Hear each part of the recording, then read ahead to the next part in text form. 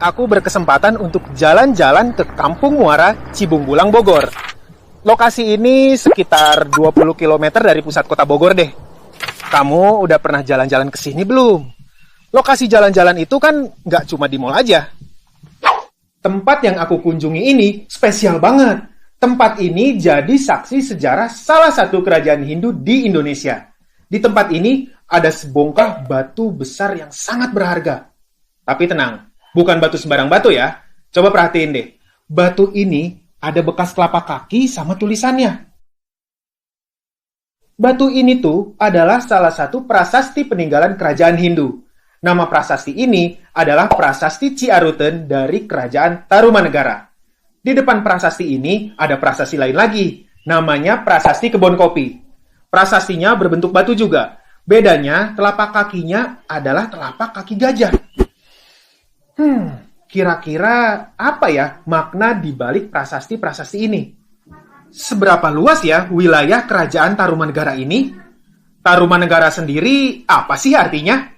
Biar kamu nggak kepo dan penasaran, ayo deh kita bahas. Namanya Kerajaan Tarumanegara.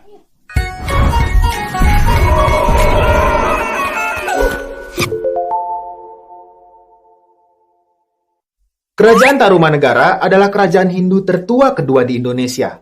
Dilihat dari asal katanya, Tarumanegara berasal dari dua kata, Taruma dan negara.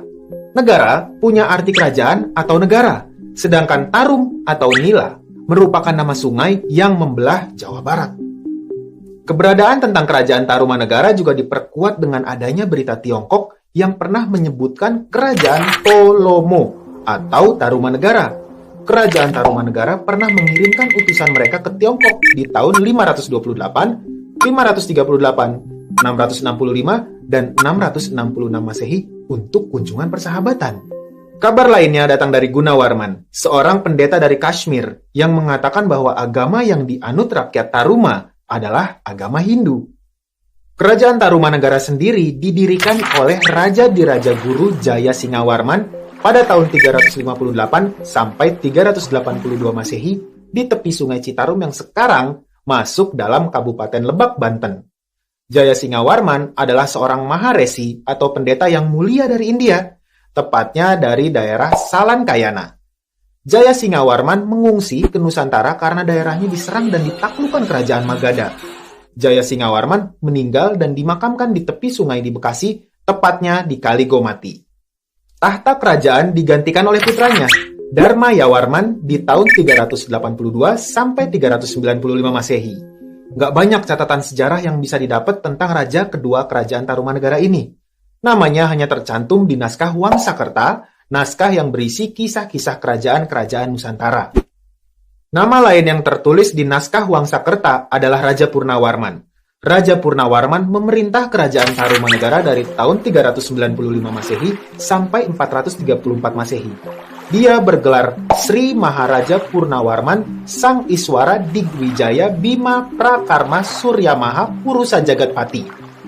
Kerajaan Tarumanegara mencapai puncak kejayaannya ketika dipimpin oleh Raja Purnawarman.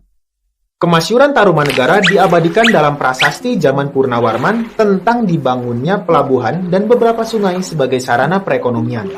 Pada masa Purnawarman, Tarumanegara juga memperluas kekuasaan dengan menaklukkan raja-raja kecil di Jawa Barat yang belum mau tunduk. Selain itu, pemerintahan di masa Purnawarman sangat memperhatikan pemeliharaan aliran sungai. Sungai-sungai diperbaiki. Kayak di tahun 410 Masehi, Purnawarman memperbaiki Kali Gangga hingga Sungai Cisuba yang terletak di daerah Cirebon. Selain itu, di tahun 334 Saka atau 412 Masehi, Purnawarman memperindah alur Kali Cupu yang mengalir hingga Istana Raja. Bahkan, di tahun 335 Saka atau 413 Masehi, Purnawarman memerintahkan membangun Kali Sarasah atau Kali Manukrawa, atau yang sekarang lebih dikenal lagi dengan Kali Cimanuk.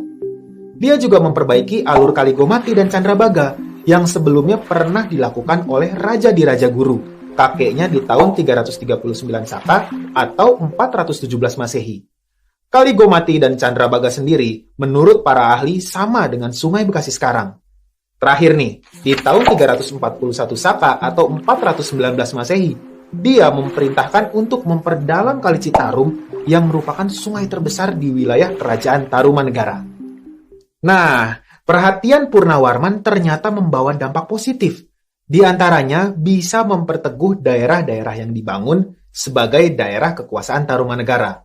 Terus, karena sungai waktu itu berperan sebagai sarana perekonomian yang penting, pembangunan sungai-sungai itu membangkitkan perekonomian pertanian dan perdagangan.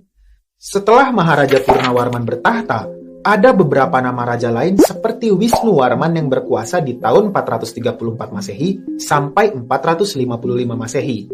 Terus, digantikan anak beliau, Indrawarman, di tahun 455 sampai 515 Masehi.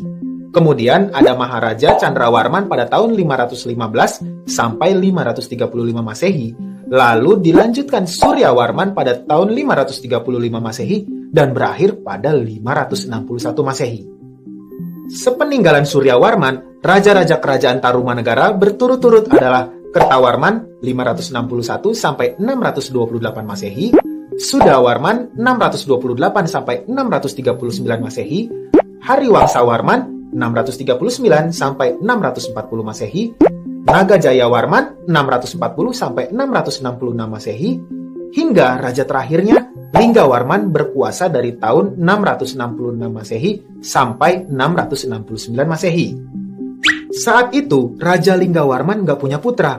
Dia cuma punya 2 orang putri. Putri sulungnya itu bernama Manasih. Manasih menikah dengan Tarusbawa yang kelak menggantikan Linggawarman menjadi raja. Sedangkan putri bungsu bernama Sobakancana yang menikah dengan Dapunta Hyang Srijayanasa yang kelak menjadi pendiri kerajaan terbesar di Indonesia, Kerajaan Sriwijaya. Keberadaan kerajaan Tarumanegara bersumber dari 7 buah prasasti.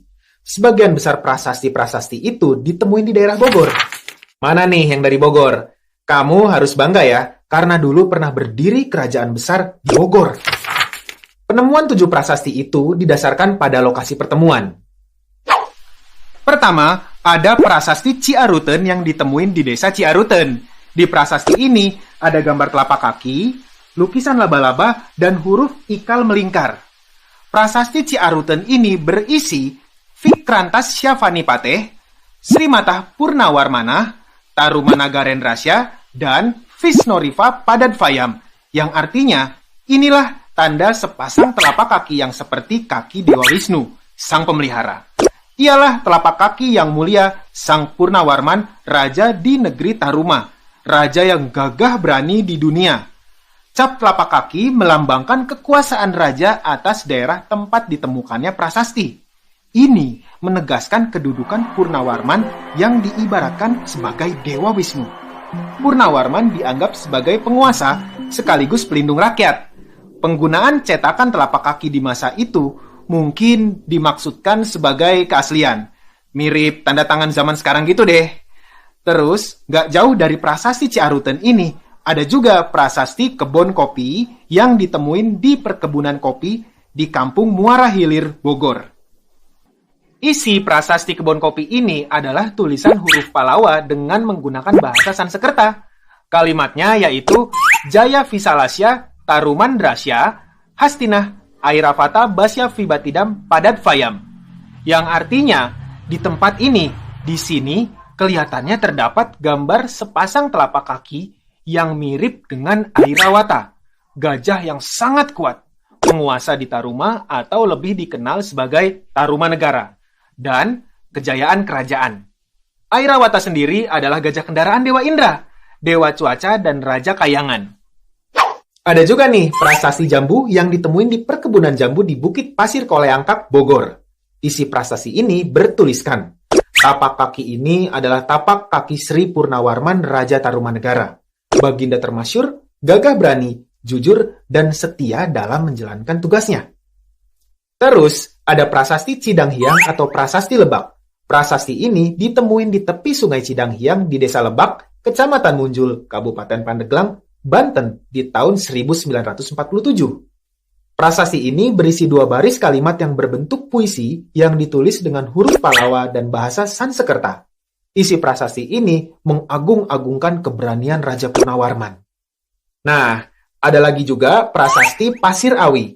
Yang pasti, Prasasti ini ditemuin di Pasir Awi, Bogor. Tapi sayangnya, prasasti ini belum bisa dibaca sama para ahli.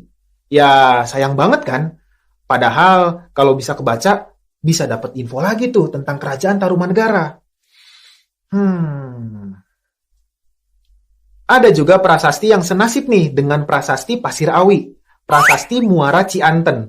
Prasasti ini ditemuin di tepi Sungai Cisadane. Prasasti ini masih terdapat di pinggir sungai. Sayang ya, belum bisa dibaca, jadi nggak bisa mengungkap sejarah kerajaan Tarumanegara. Terakhir, yang menarik itu adalah prasasti Tugu.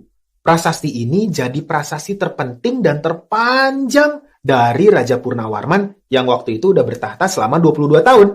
Dalam prasasti ini disebutkan tentang pembangunan saluran air yang panjangnya 6.112 tombak. Kira-kira berapa kilometer ya? 6.112 tombak itu setara 11 kilometer. Aliran air itu diberi nama Gomati. Coba bayangin, saluran ini tuh dibangun hanya dalam waktu 21 hari. Gila nggak tuh? Aliran air sepanjang 11 kilometer selesai dalam 21 hari saja. Keren nih. Dari prasasti-prasasti tersebut, kita bisa nyimpulin kalau waktu itu di Jawa Barat udah ada kerajaan yang besar dan cukup makmur. Tapi sayangnya kejayaan kerajaan itu suram ketika Tarumanegara dipimpin oleh Sudawarman. Tarumanegara udah mulai nampak mengalami kemunduran. Salah satunya adalah pemberian pemerintahan sendiri atau otonomi kepada raja-raja bawahan yang diberikan oleh raja-raja sebelumnya, enggak disertai hubungan dan pengawasan yang baik. Akibatnya, para raja bawahan merasa enggak terlindungi dan enggak diawasi. Terus, munculnya kerajaan pesaing Tarumanegara yang sedang naik daun, yaitu Kerajaan Galuh. Sehingga terjadi pemberontakan. Hingga raja terakhir Linggawarman nggak punya anak laki-laki. Jadi, pamor Tarumanegara terus merosot, dan akhirnya kerajaan ini pecah jadi dua kerajaan. Kerajaan Sunda dan Kerajaan Galuh. Kerajaan Sunda jadi kelanjutan Kerajaan Tarumanegara yang dipegang oleh Tarusbawa, menantu Raja Linggawarman. Sedangkan Kerajaan Galuh dikuasai oleh Ureti Kandayun.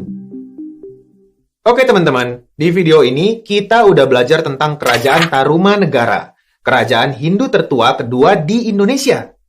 Keberadaan Kerajaan Tarumanegara ini diperkuat dengan adanya berita Tiongkok dan dari seorang pendeta dari Kashmir yang bilang bahwa agama yang dianut rakyat Taruma adalah Hindu. Kerajaan Tarumanegara sendiri didirikan oleh Raja Diraja Guru Jaya Singawarman, dilanjutkan oleh Raja Dharmayawarman Purnawarman. Di masa kepemimpinan Purnawarman, Kerajaan Tarumanegara mencapai puncak kejayaannya. Hal ini dibuktiin dengan 7 prasasti yang ditemuin. Dari prasasti-prasasti itu, kita bisa lihat kemakmuran Kerajaan Tarumanegara.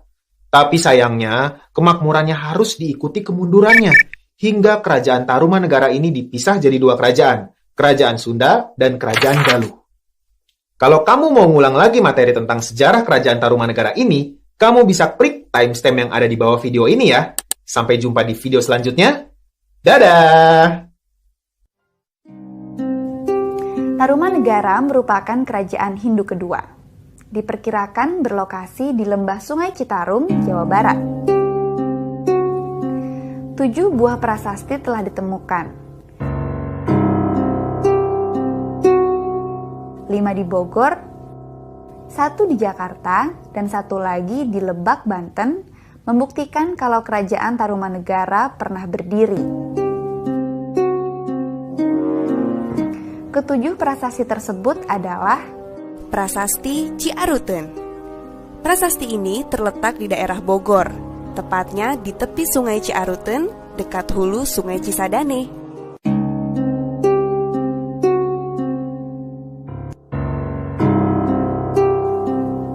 Prasasti Kebon Kopi. Letak prasasti ini berada di Kampung Muara Hilir, Cibungbulang, Bogor. Prasasti Lebak, Munjul, Cidanghi.